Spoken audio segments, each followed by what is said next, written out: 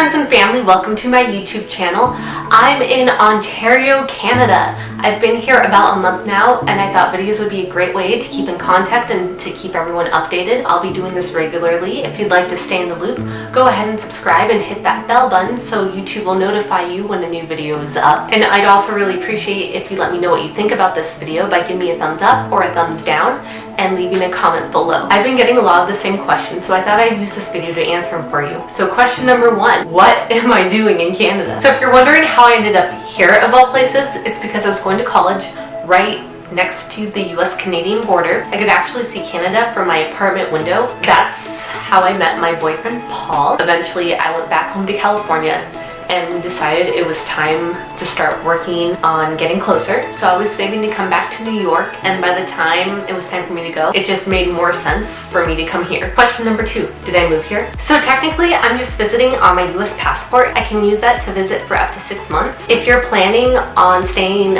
longer than normally would for a vacation like I was, then expect to be interrogated at customs a bit. I actually had to prove that I wasn't gonna work while I was here and that I was going to go home when I said I was going to. In January, I will be going home to apply for an IEC, and if approved, I will be able to work in Canada for a year, and when that finishes, I can apply again for a second year. So what part of Canada?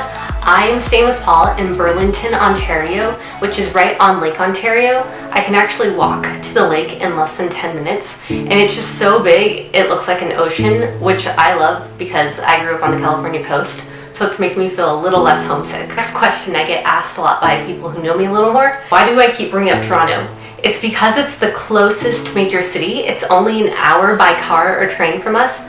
And Paul is actually in a broadcasting program there. So he spends part of the week over there in Toronto and the rest of the week here in Burlington. It's a nice perk for us because we get to enjoy the city as well. And the last question I get asked is if Canada is much different from the US. So if you're from the US or Canada and you have visited the opposite side of the border, then let me know what you think the biggest differences are down in the comments below. Whenever I thought of someone living abroad, Canada was not a place that came to my mind just because it seems so similar to the US. And being here, I've actually noticed that there is more cultural differences than you would think. The biggest one being that the US values individuality and Canada values inclusion more, but they're still very similar. And so when the differences do come up, it's actually more shocking because they're unexpected. I hope you enjoyed this video. I cannot wait to share more of my experiences with you guys, and I'll see you next time.